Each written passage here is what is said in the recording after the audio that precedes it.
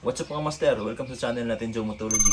For this vlog is pag-uusapan natin ang paddock stand. So ano itong paddock stand? Ginagamit itong paddock stand natin para stable yung stand ng mga motor.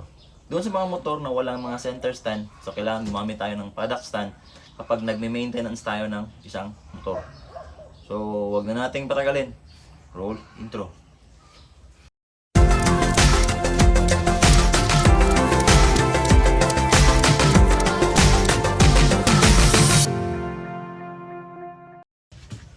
Pinaka-paborito kong part, ang pag-unboxing.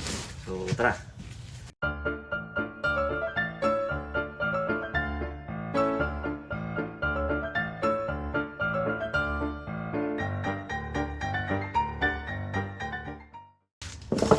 Yan o. Napaka-solid ng bakal na ginamit. Tingnan natin itong holder. Ito naman yung kanyang dalawang base. So may nakakabit ng gulong. Dalawang gulong per base.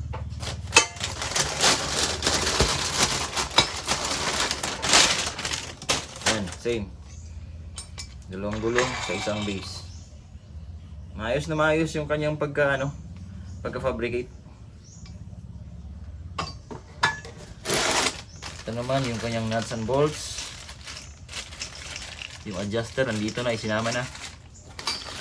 Ito, 2-in-1 pala yung in-order natin ha. Merong pang support sa swing arm. Ayan. Swing arm. At saka ito sa tools. Ito. So, assemble muna natin. Okay, it's time para i-assemble na natin tong paddock stand natin, no? By the way, meron siyang 6 na parts. Ito, yung dalawa, yung base natin. Dalawa, itong arm.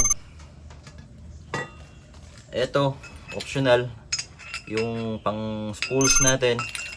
Saka yung pang swing arm. Ito, yung lock bolts natin. At saka yung tight adjuster. Ito lang, gagamitin natin pag-assemble. Gagamitin natin tools is itong number 6 na Allen bolt. Saka number 17 na wrench. Of course, meron namang manual, no? Pwede nyong basahan. Pero ituturo ko dito kung paano ang tamang pag-assemble. Okay, di natin kailangan ng manual. Unang gagawin natin, pagkadating sa produkto, medyo tight pa kasi siya. So, ang ginawa ko, nilagyan ko ng oil yung bawat kanto ng base. Para maipasok ko siya dito sa butas ng arm. Okay, pasok natin. By the way, meron siyang dalawang butas.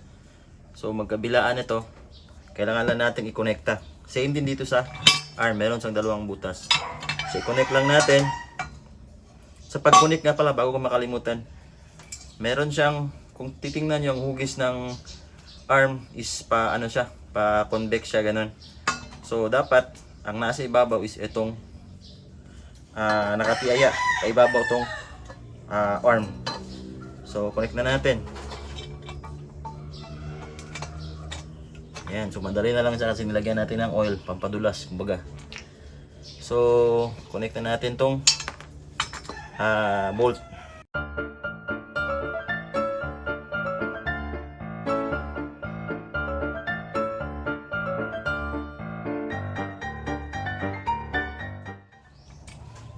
So, gamitin natin ang Allen bolt na number 6.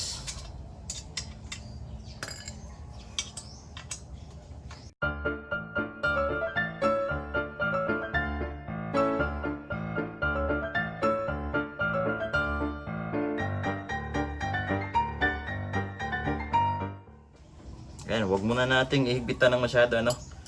Kasi mag-a-adjust pa tayo dito. So, salpak natin.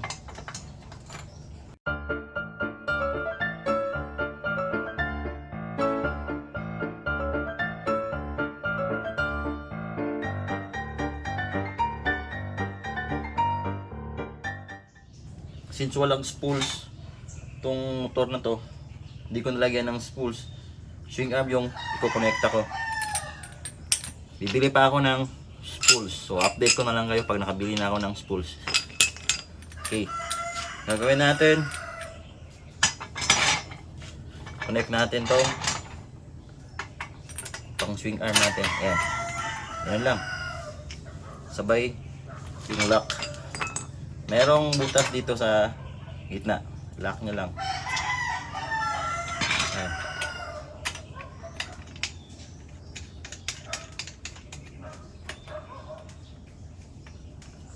Pag na-lock nyo na itong adjuster, that's it. Yan na yun. Sa kabila naman. Ayan. Yung lock.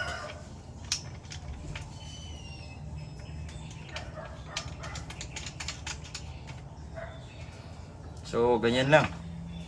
Ito, naiikot ito, no? Depende sa ayos ng swing arm mo. So, medyo di siya ganun ka-secure kasi nagagalaw ito.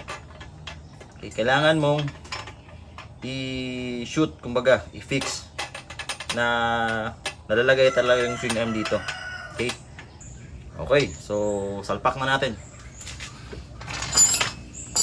So, turo natin yung paano ang paggamit ng paddock stand na nag-iisa. Hindi kailangan ng kasama, no? So, bago ang lahat, i-make sure na naka-stable yung side stand na nandun. Okay? Kapag naka-stable na yung side stand dun, gamitan na natin ang paddock stand. So, medyo hassle to ng konti compared sa spools. Bakit? Pakikita ko.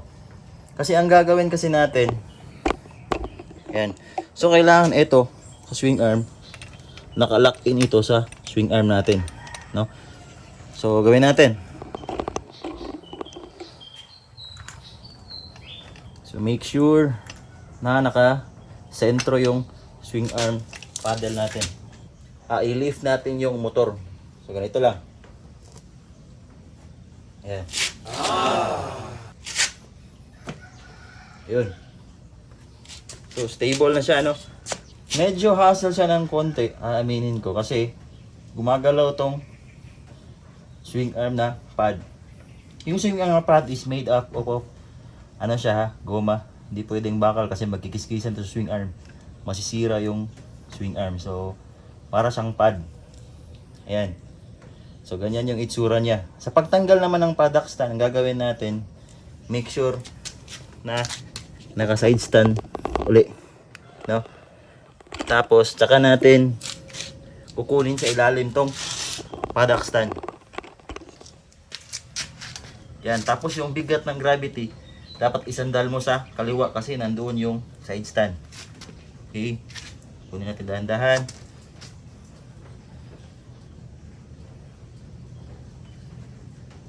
Yan. Tsaka natin side stand. Okay.